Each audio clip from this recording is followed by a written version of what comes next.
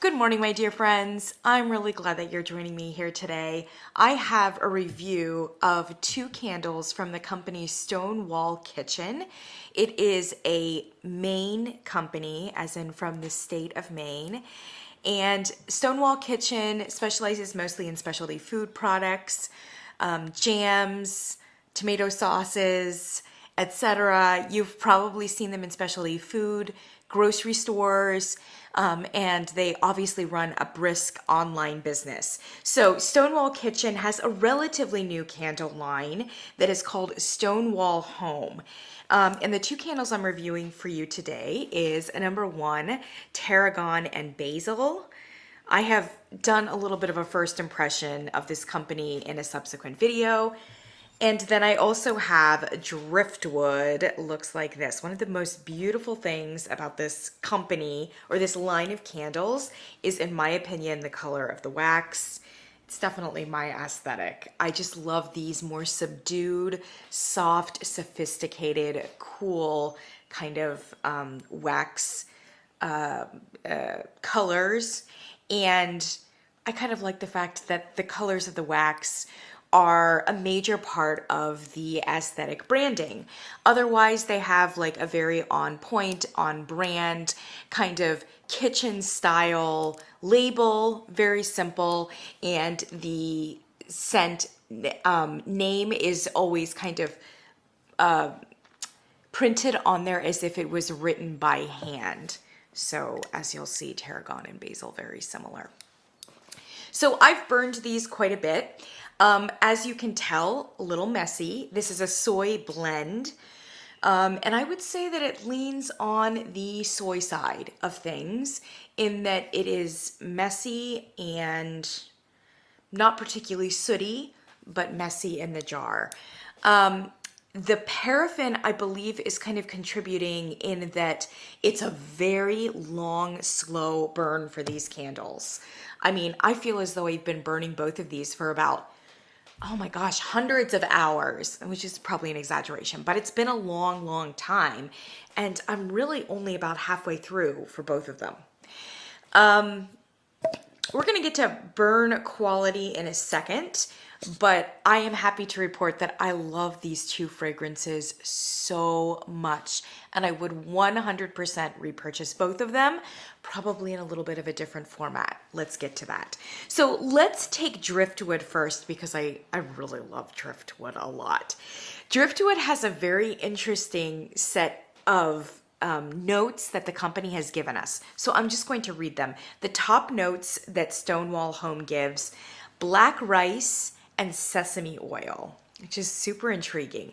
Mid notes: cotton flower, lotus blossom, mimosa, and cherry blossom.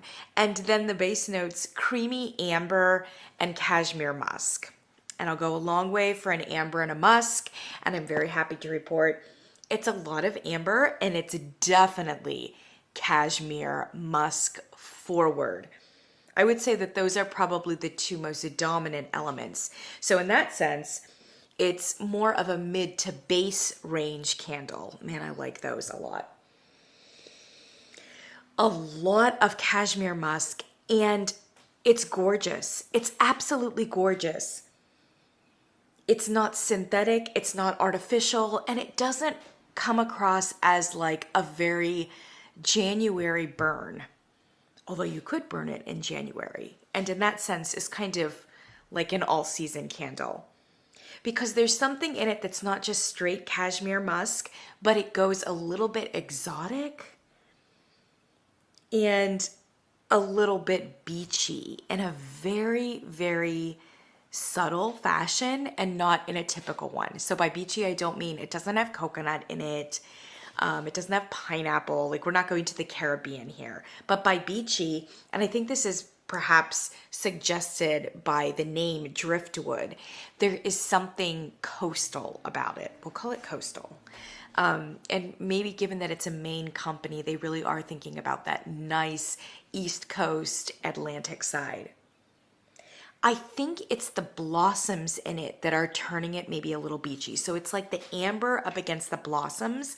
And in my experience with the candles that I have sniffed or burned from Stonewall Home, they have this beautiful, they rely upon cotton flower and blossoms like cherry blossom quite a bit.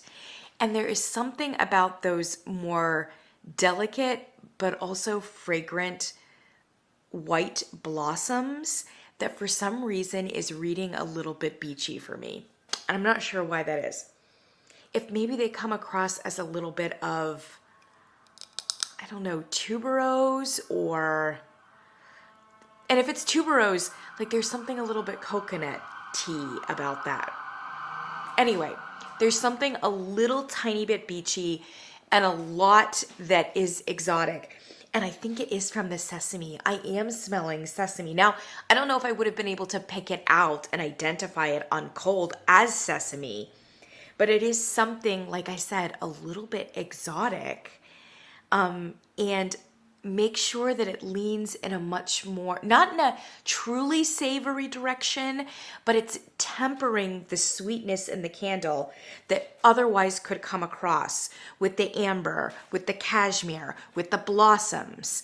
There's something about the sesame that's just keeping it in a more balanced direction. Gosh, it's gorgeous.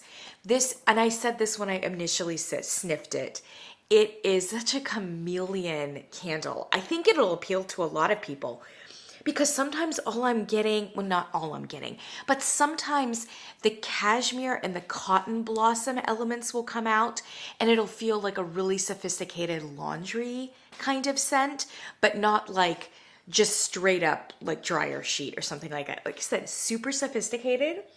But the cashmere and the cotton will like lean in that direction. Then there's something about the musk and the sesame oil that goes almost Halloween, but it's got like that really dark, masculine kind of almost spookiness about it that is so fantastic. And then it goes a little bit like cooler weather. And then just that touch of beachiness and the fact that the color of it, the fact that it's being marketed as driftwood, makes it just all season. You could burn this in the summer, especially if you have a house down the Cape, if you know what I mean. I love it. I absolutely love it. I struggled with the burn. I have mentioned that I like the wicks because they're very small and they're not like super sooty. Like I never have to worry about carbon residue in the glass. Even to just break it off with my fingers, it doesn't leave me looking like a car mechanic.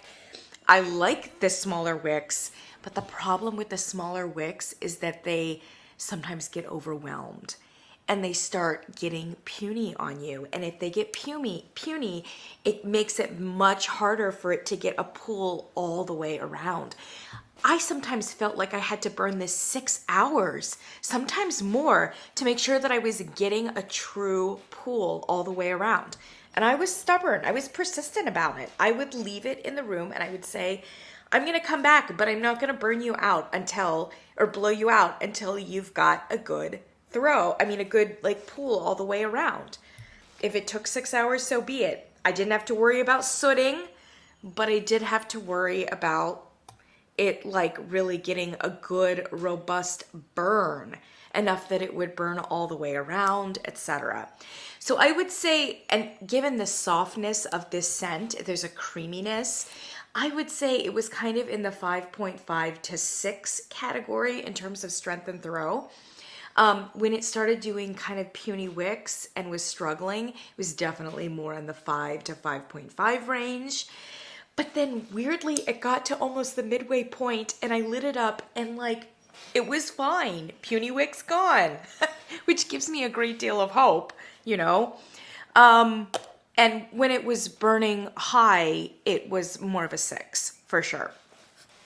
I think they need to probably get just a touch thicker of wicks for these kinds of candles.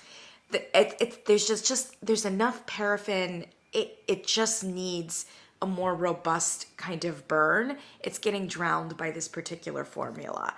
And for that reason, and for the fact that even in its high point, it was a 6. And gosh, I'd rather it be a 7, a 7.5. With this kind of a beautiful scent that's super soft, creamy, and sophisticated, I could even go for an 8. So in the future, they have a 3-wick candle. This is actually Palo Santo, which I haven't burned yet, but this is what they call a bowl. And the bowl is 15 ounces, kind of Bath and Body Works style. And as you can see, it's got 3 wicks. Probably the same kind of, yes, it is the same wick. So it's very thin, but I think I'm going to have a better chance getting it to pool, given that extra wick, getting it to pool in better time, and hopefully getting a little bit of a more robust kind of scent coming across. So going forward, if I buy Driftwood again, which I definitely will be, I'm gonna get it in the bowl, and I would probably recommend that for you as well. It's $18.95 for the bowls, and $18.95 also for the similarly sized apothecary style medium. This is a 13.75, so it's about an ounce less than the bowl. I think it's a little more charming looking, and I wish that the double wicks were burning a little bit better. So I'm gonna go with the 3 wicks. Definitely for Driftwood, and I would also suggest it for Tarragon and Basil. So let's just talk about Tarragon and Basil for a second. It's the reason that I initially bought candles from this company, because I encountered this in a Wegmans grocery store. And while the other candles that were there from Stonewall Home, I wasn't as impressed with, the minute I smelled this, I said, stop. Where do I sign? Number 1, you're coming home with me. Number 2, I've got to check this company out, because a company that can come up with a candle like this, that needs a second look. All right, so Tarragon and Basil, I've burned it about the same amount. It's got the messiness, and unfortunately it burned a little worse than Driftwood. I've got the puny wicks on this. I've cotton balled it several times, and I'm hoping, as with Driftwood, it'll reach that point where all of a sudden it's like, okay, we're done with puny wicks. We're gonna burn high now. But obviously you don't want that happening at any stage of the candle. Really hardly any. Okay, if you can believe it, I was stopped very rudely by iPhone because I have a message that I don't have any more space on my iPhone, which I am aware of, and I am definitely due for a new phone. This one is ancient and has like hardly any gigabytes on it. However, I just deleted all of the music albums on my phone, and I am now being allowed to record another video. So let's just wrap this up really quickly. Tarragon Basil, I will 100% repurchase, but I will definitely repurchase it in a 3-wick, because this one is just not done well, and it's puny wicks, and if it continues doing this, I may be forced to put it into a candle crock. Yeah, so Tarragon and Basil. In terms of the scent fragrance itself, it is the mirror opposite of Driftwood. So where Driftwood is creamy and sultry and slightly masculine, etc., base to low range or mid to base kind of candle, this one is sharp and tangy, and there is nothing creamy and soft about it at all. It is all fresh herbs. So if that's what you want and that's what you like, this is it. A lot of people are gonna say, well, this is just a kitchen candle. And yeah, you could say that it is. I burn it everywhere. It's definitely a great spring candle and a great summer candle, especially if you have a green thumb and you really love those authentic, green, vibrant, botanical herbs. It's what it smells like, no filters. So the top notes here for Basil Tarragon are green apple, basil, tarragon, and a lime. Mid notes, mint, water flowers, lily of the valley. Base notes, basil again, tarragon again, cedarwood, and spicy. I don't think they probably need to list those notes again. Maybe they're indicating that you're going to get basil and tarragon both in the top of what it is that you smell as well as the base. Probably unnecessary.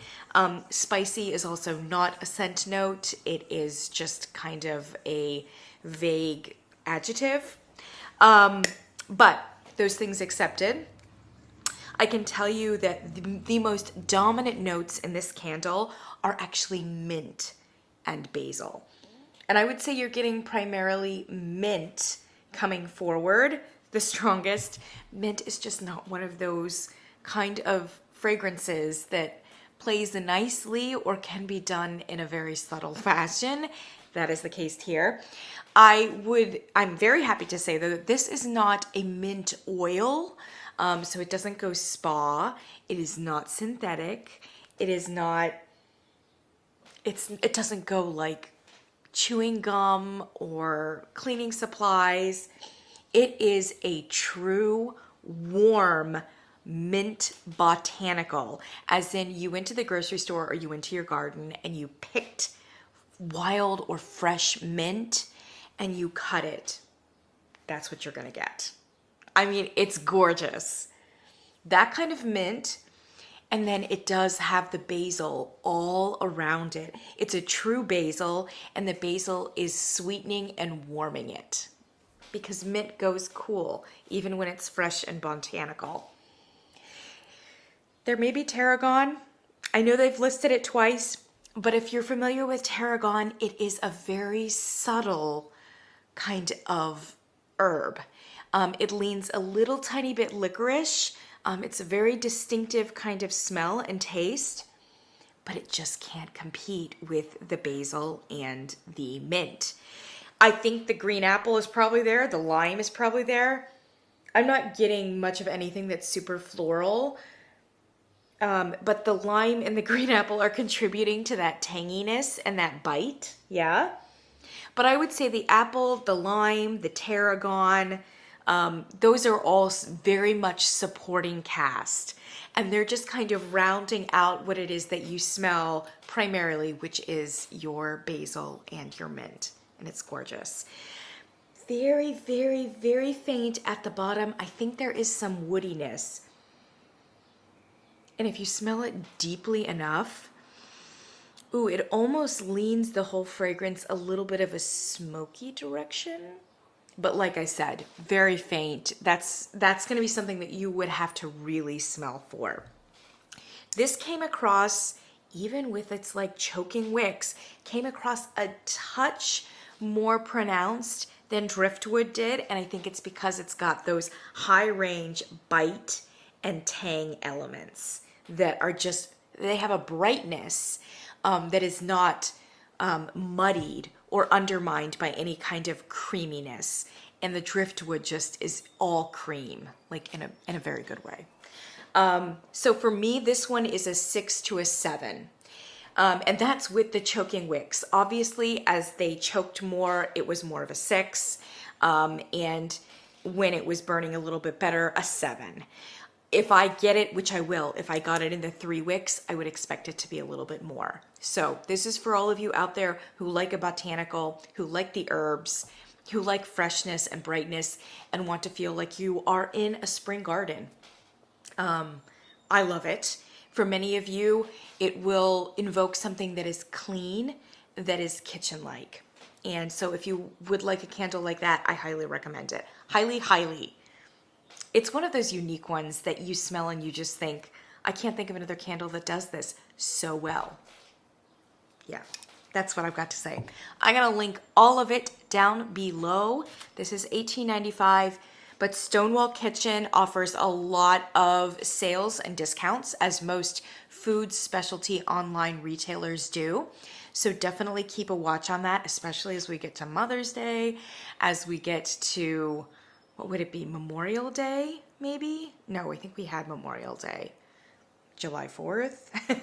There will be holidays. Definitely be checking in. You don't need to buy it full price. I think it's a fairly reasonable price for what it is. What else? Oh yes, and Stonewall Home always offers shipping free, $50 and above, which is really nice and fairly easy to do. If you buy candles, they'll package it amazingly. They're professionals. highly recommend coming from the East Coast. That's what I've got for you, friends. And when I get a new phone, then I will be able to record videos without the without the stuff in the middle, which needs to happen soon. I will see you soon, my friends. I'll see you in the next one.